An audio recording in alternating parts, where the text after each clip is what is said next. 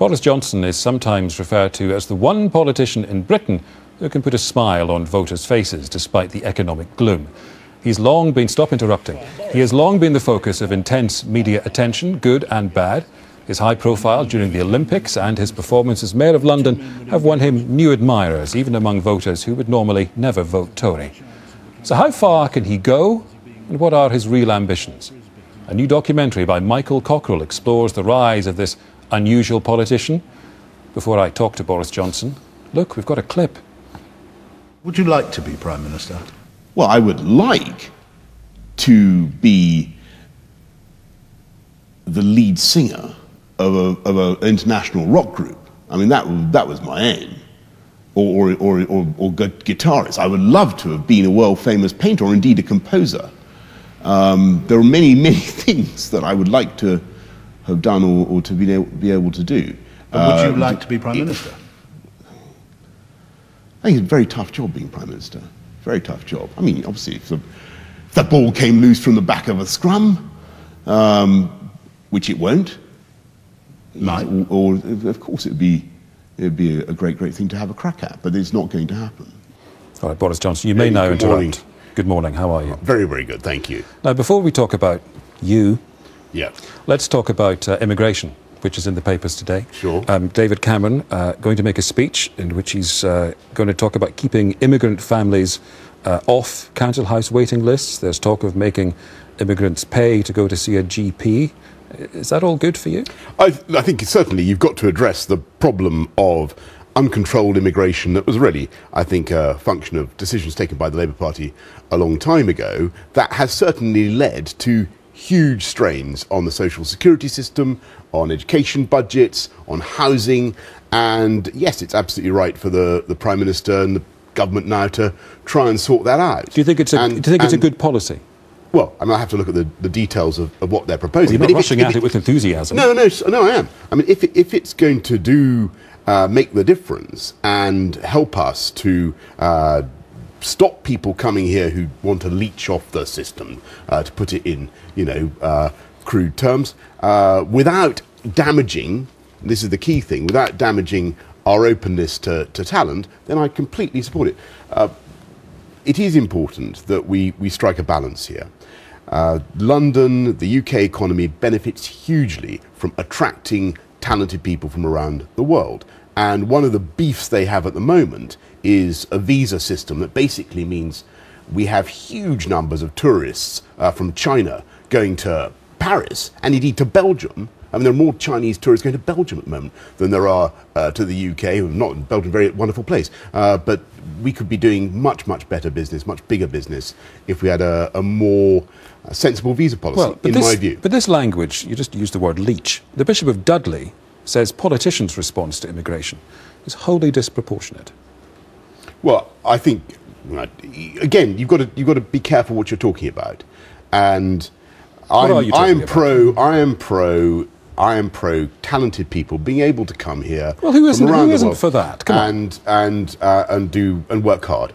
And there are many such people who've come here and have done enormous amount of good for the UK economy. What you can't have is a situation in which families are arriving as benefit tourists or whatever. Now, I happen to think that those are probably in a minority. And do you think some politicians have flammed it up a bit? And I think there's a great deal of antagonism towards immigrants in the country. And by politicians? And I think it's reflecting a popular view. There was a clip, but there was a thing on question. There was a thing on question time. If the public are misinformed and the politicians simply reflect that, that's okay.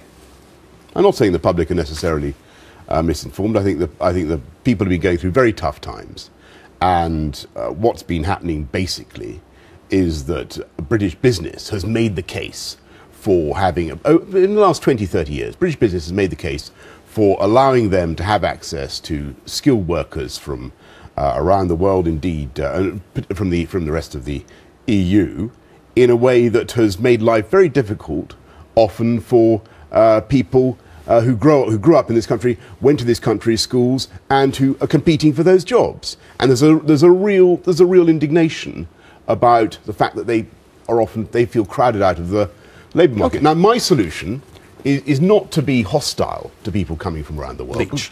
Because, no, that's people who are, beneficiaries. It's right? nasty. It's right. But to do more, to help and to educate and to encourage are people who grow up in this country and who have been chronically failed by the system. So the way to tackle the problem is to deal with the educational deficit we've got in our country. Understood. I want to ask you about the Olympic Stadium, which you were talking about this week, and you were talking about the future and telling the critics to stop being so negative. Yeah. Fair enough. There is a more fundamental problem, though, which I didn't really hear you talk about this week, and I want to ask you about it.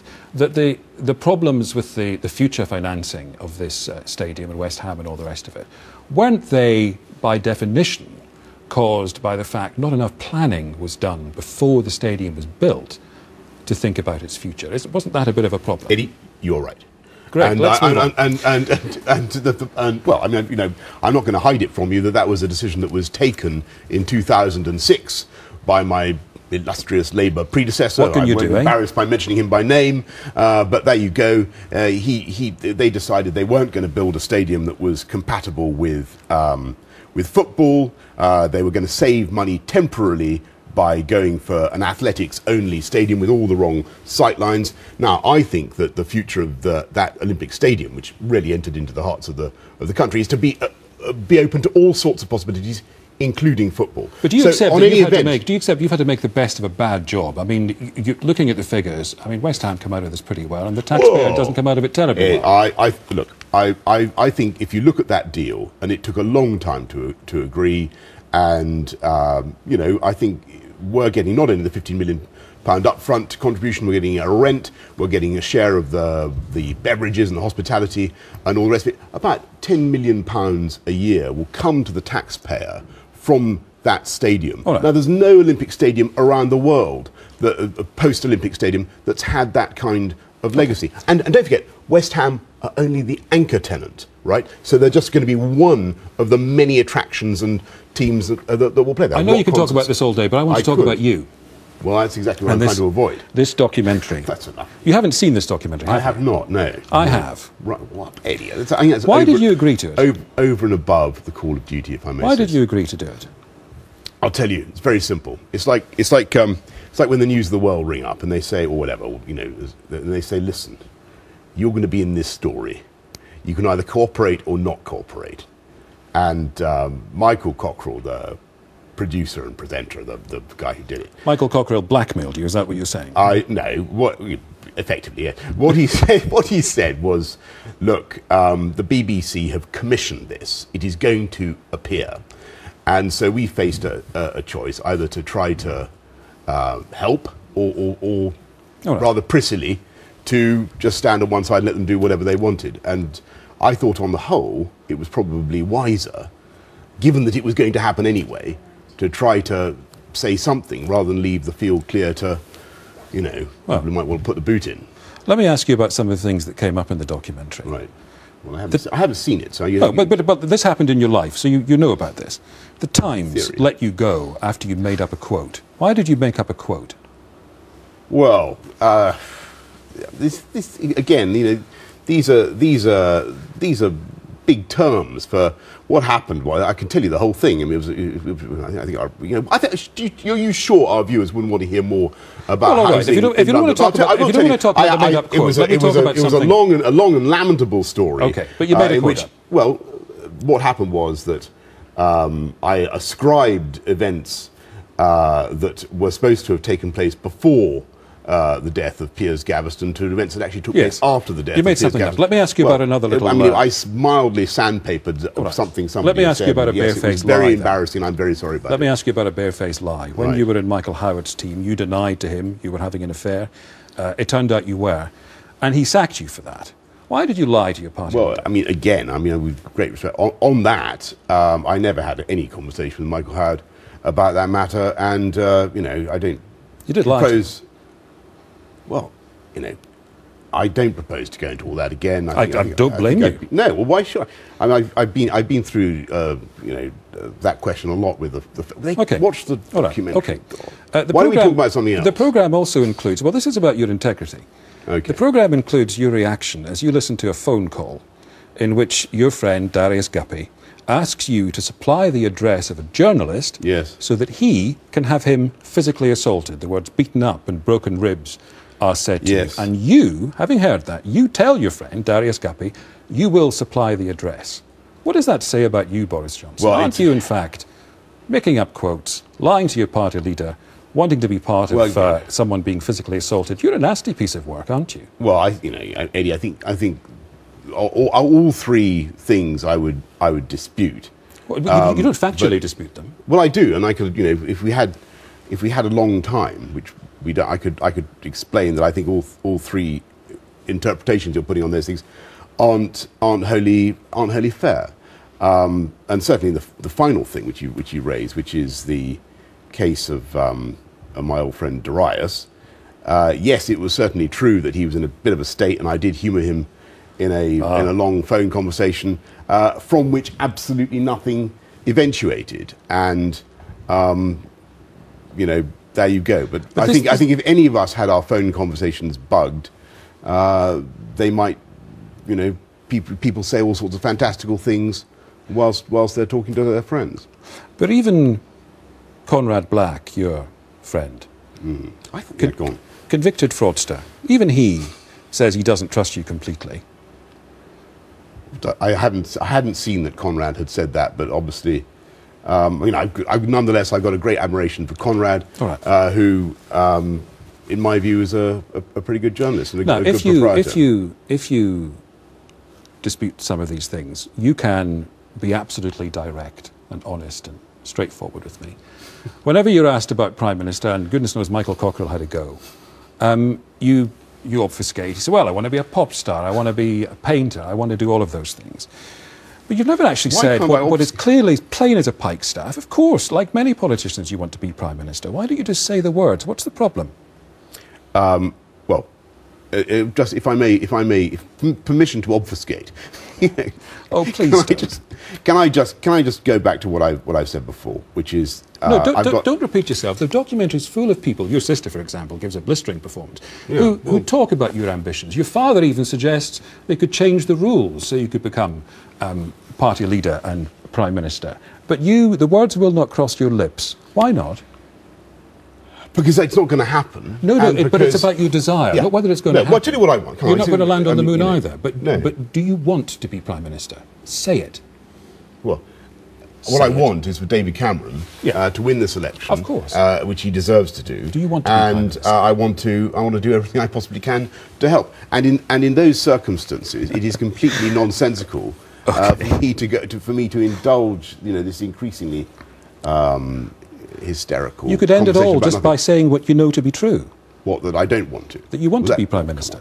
Look, what I want is to spend the next my time remaining as Mayor to do as well as I can as Mayor of London. I've got 3 and a bit years to go. I also hang on, Eddie. Make of your inability to give a straight answer to a straight question. I think people would rightly conclude that I don't want to talk about this subject because I want to talk about what I think should happen, which is the government deserves to win the next election. Indeed, I think it's a measure of the triviality of politics that I thought I was coming on to talk about the budget and housing in London. I don't mind all these questions about this other stuff, but I think it is more important that we look at the things that are happening now in the economy, and we look at what the government is doing to help.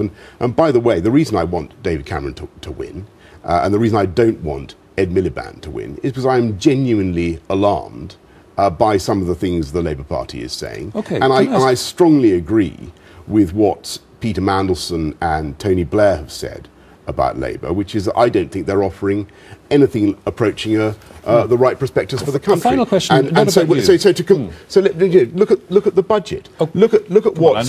We don't have any time, I'm afraid. Well, you babbled on about these other things. It's a wonderful programme about you. What people want to know is and they don't care about phone conversations with my friends 20 years ago. They don't care about some ludicrous so-called made-up quote, or what's the third accusation? I can't remember what it was. Lying to Michael Howard. Yeah, Michael Howard. What they care about... Where is he, though, eh? Yeah, exactly. Well, what they care about, Eddie, is what is happening in the UK economy and who of the two parties has the best prospectus for recovery. Right. And if you look at what George Osborne put forward this week, or last week rather, in the budget, I think that is the way forward. I think it's unbelievable that Labour have got absolutely nothing to say. I hate to no, you're not cutting me off. You're not cutting me off. But Labour have got nothing to say about how to help people on middle incomes who need their homes. I'm certainly not after what you've told me. No, I'm certainly not going to watch it. All right, Boris Johnson, thank you.